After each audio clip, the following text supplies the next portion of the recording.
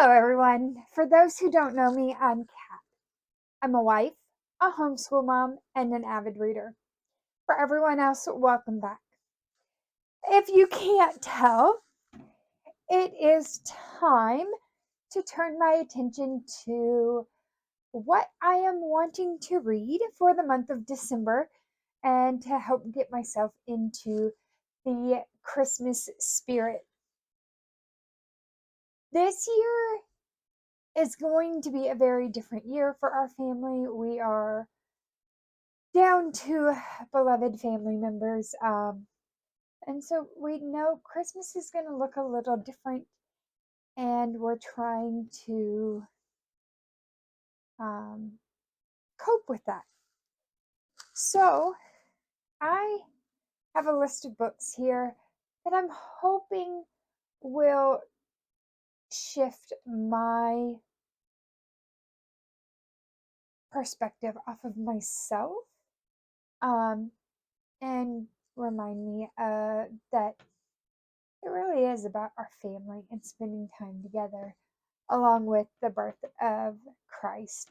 Um, so let's jump in to some of what I'm looking forward to reading. I do kind of have a goal of finishing like 15 books this month. I normally read about 15 books in December. And to reach my goal of 120 books this year, I definitely am going to have to push myself this month. So let's jump into it. Right now, I have 8 books here. I know that number is going to go up throughout the month, but I want to give myself plenty of wiggle room as well to add in books that I want to read. So, that being said, with my British literature class, I am having them read The Christmas Carol by Charles Dickens. And because of that, I have 2 books on my list that deal with that topic. The first one is The Man Who Invented Christmas. This is a biography of Charles Dickens and his publishing of The Christmas Carol. Says the description says just before Christmas in 1843, a debt-ridden and dispirited Charles Dickens wrote a small book he hoped would keep his creditors at bay. His publisher turned it down, so Dickens used what little money he had to put out A Christmas Carol himself. He worried it might be the end of his career as a novelist. But the book immediately caused a sensation, and it breathed new life into a holiday that had fallen into disfavor, undermined by lingering Puritanism and the cold modernity of the Industrial Revolution. It was a harsh and dreary age in desperate need of spiritual renewal, ready to embrace a book that ended with blessings for one and all. And so in this, Les Standiford is going to whisk us back to Victorian England and tell us about Charles Dickens and his writing this book and the birth of this novel that we all at this time in history adore, and has many, many adaptations and everything into it. So I am looking forward to this. I think I'm going to, once I read this, recommend it to any of my students who want maybe a little more supplemental material into Charles Dickens and his Christmas Carol.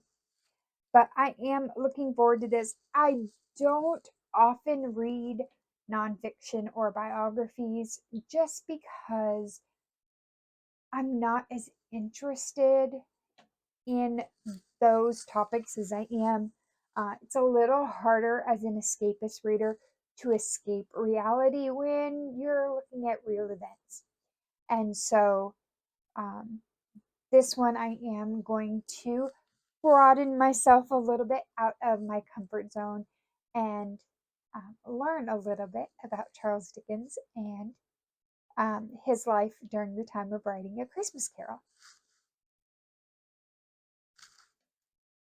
Another book that I'm looking at reading that goes right along with A Christmas Carol is Samantha Silva's Mr. Dickens and His Carol. This is a historical fiction about Charles Dickens when he's in this time of writing his book. The description says Charles Dickens is not feeling the Christmas spirit. His newest book is an utter flop. The critics have turned against him. Relatives near and far hound him for money. While his wife plans a lavish holiday party for their ever expanding family and circle of friends, Dickens has visions of the poorhouse. But when his publishers try to blackmail him into writing a Christmas book to save them all from financial ruin, he refuses, and a serious bout of writer's block sets in. Frazzled and filled with self-doubt, Dickens seeks solace in his great palace of thinking, the city of London itself. On one of the long night walks in a once beloved square, he meets the mysterious Eleanor Lovejoy, who might just be the muse he needs. As Dickens' deadlines close in, Eleanor propels him on a Scrooge-like journey that tests everything he believes about generosity, friendship, ambition, and love. The story he writes will change Christmas forever. So this one, even based on what I just said with The Man Who Invented Christmas, is going to veer away from history some, um, and give us a little bit of a author's spin on Dickens and him writing um, A Christmas Carol, but not in the same way that maybe not in the same way that originally or what actually happened in history. Um, so, like I said, this is a historical fiction, so I know that there's going to be a lot here that may not be true, but I am excited to kind of see where Samantha Silva takes us on this journey compared to what the real history of A Christmas Carol was. Writing on the British literature reading list train, one of the books that I required my students to read over the summer was Pride and Prejudice by Jane Austen. And while I was not a fan of Jane Austen's style of writing, I am going to try um, Melissa de la Cruz's Pride and Prejudice and Mistletoe. In this one, we are going to have a gender swapped story. Um, and it's gonna have kind of some of that retelling feel, but some changes, specifically being set here in the United States. And we are going to follow Miss Darcy Fitzwilliam. She is a 29-year-old, beautiful, successful, and brilliant woman. She dates hedge funders and basketball stars and is never without her three cell phones, one for work, one for play, and one to throw at her assistant. Darcy's never fallen in love, never had time for anyone else's drama, and never goes home for Christmas if she can help it. But When her mother falls ill, she comes to Pemberley, Ohio to spend the season with her family. Her parents throw their annual Christmas bash where she meets Luke Bennett, a smart, sardonic, slacker son of their neighbor. Luke is 32 years old and has never left home. He's a carpenter and makes beautiful furniture and is content with his simple life. He comes from a family of 5 brothers, each one less ambitious than the other. When Darcy and Luke fall into bed after too many eggnogs, Darcy thinks it's just another one night stand. But why can't she stop thinking about Luke? Um, so, it says, and can she fall in love, or will her pride and his prejudice against big city girls stand in their way? So, very much along Pride and Prejudice, the original story, but in a more modern um, time frame and um, setting. So, I'm going to try this one and see if I can find a personal love for Pride and Prejudice. I know why so many people love it. It's just not one of my favorites. One movie that I always loved watching growing up was Groundhog's Day, and I thought that for this Christmas season, I would read Christina Lauren's In a Holidays. This is a little bit of a Groundhog's Day type situation in which our character is going to live the same Christmas over and over again, um, and try to find the Christmas spirit. Here's what the description says. It's the most wonderful time of the year, but not for Maylin Jones. She's living with her parents, hates her going nowhere job, and has just made a romantic error of epic proportions. But perhaps worst of all, this is the last Christmas May will be at her favorite place in the world, the snowy Utah cabin where she and her family have spent every holiday since she was born, along with 2 other beloved families. Mentally melting down as she drives away from the cabin for the final time, May throws out what she thinks is a simple plea to the universe. Please show me what will make me happy. The next thing she knows, tires screech and metal collides and everything goes black. But when May gasps awake, she's on an airplane bound for Utah, where she will begin the same holiday over and over again. With one hilarious disaster after another sending her back to the plane, May must figure out how to break free of this strange time loop and finally get her true love under the mistletoe.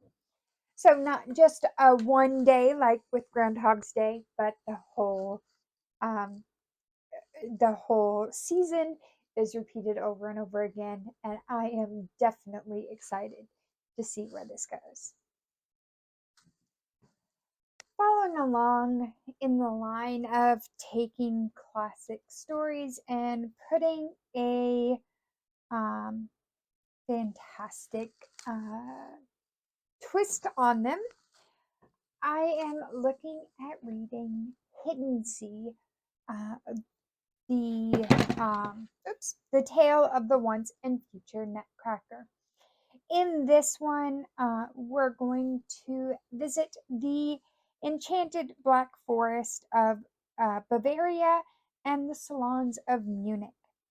This imagines the backstory of the Nutcracker, revealing how this entrancing creature came to be carved and how he guided an ailing girl named Clara through a dreaming paradise on Christmas Eve. So we're going to have all these characters, and we're going to see how they tie together to be the story that we now call the Nutcracker.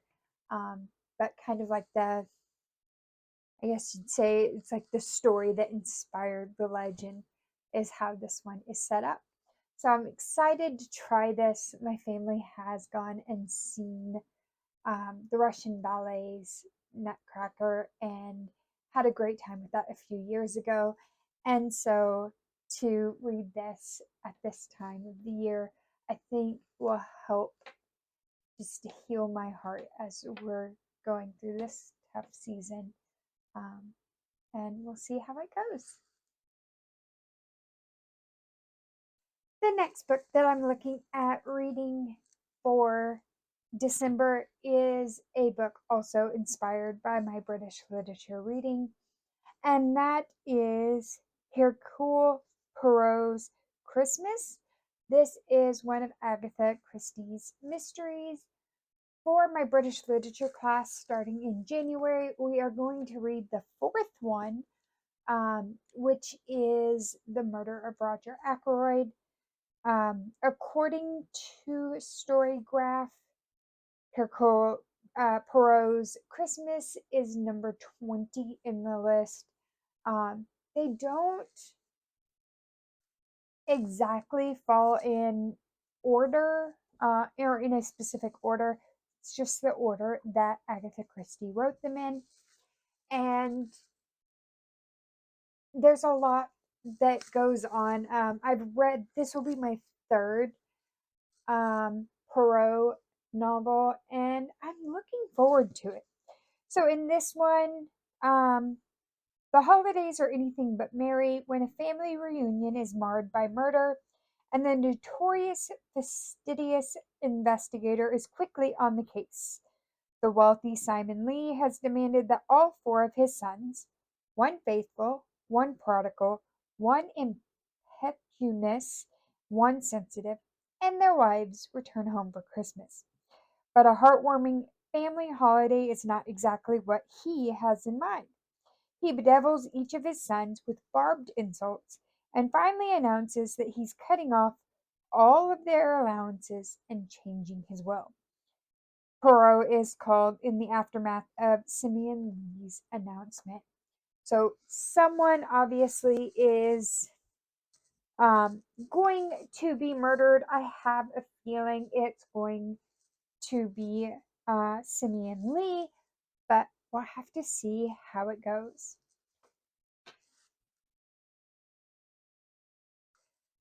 Continuing with the Christmas theme and continuing a series I have in progress, I am looking forward to reading A Second Chance Road Trip for Christmas by Jackie Lau. This is the second book in the Holidays with the Wongs series that I started over Thanksgiving. And this one is following Greg. Greg Wong hates when things don't go according to plan, so he definitely doesn't appreciate it when his mother insists he drive Tasha Edwards back to Mosquito Bay for the Christmas holidays.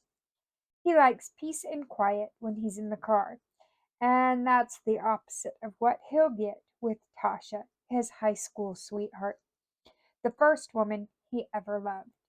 Not that he has feelings for her now, of course not. Though, while he's trying not to smile at her laughter and terrible singing, he can't help noticing how beautiful she is. And then his plans veer further off course when a snowstorm forces them to spend the night in an unheated motel room with only one bed. So I am looking forward to reading this one and continuing this series with the Wong family, and we'll definitely have to see how it goes. So I had another book on my list that seemed like it was going to be perfect, but it turns out it's the third book in the series. So I went searching through my Kindle at all the books I have on there There are way too many, and I forget about them often.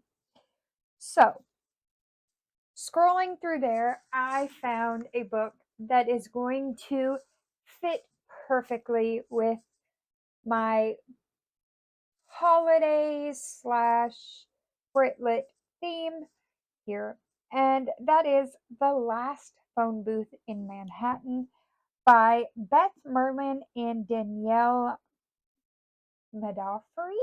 I probably have butchered that. I am so sorry.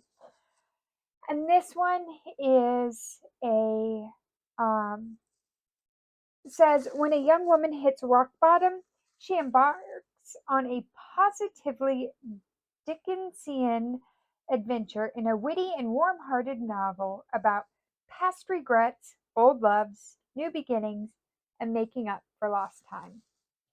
The description continues Avery Lawrence thought she had it all a charming fiance, a Broadway themed star studded engagement, and a picture perfect life. But when her fraudster of a fiance's true identity is exposed and he is hauled away in handcuffs, Avery's world comes crashing down faster than the chandelier in the Phantom of the Opera. Left stranded on Christmas Day outside the federal prison without her cell phone or wallet, Avery stumbles out of the cold and into the last phone booth in Manhattan. With nothing left to lose, Avery is directed by a mysterious voice on the line to the doorstep of the college boyfriend she thought she'd move on from over 6 years ago. When a second encounter with the phone booth leads Avery into a life changing audition for Marley is Dead, a new musical based on Dickens' A Christmas Carol, Avery is blown away by the striking similarities between the show and her own life. Convinced the phone booth is somehow responsible for reuniting her with the one that got away and reigniting her acting career, maybe she will finally have the chance to rewrite her future. But as she grapples with the ghosts of her present and uncertainty of her, I'm sorry, grapples with the ghosts of her past and the uncertainty of her present, Avery must decide whether to follow her heart or pursue her dream. So, this month, as you can see, I am definitely leaning hard into Charles Dickens' A Christmas Carol, along with some of the other titles that just really sparked interest due to what we are reading in British literature. So I am definitely excited for my somewhat short Christmas list, but I have a feeling that this will get me through to Christmas, and then I'll have about a week uh, to do some mood reading after the holidays. But I hope that you have a very Merry Christmas and that your reading goes well for December. I will see you guys next time. Bye.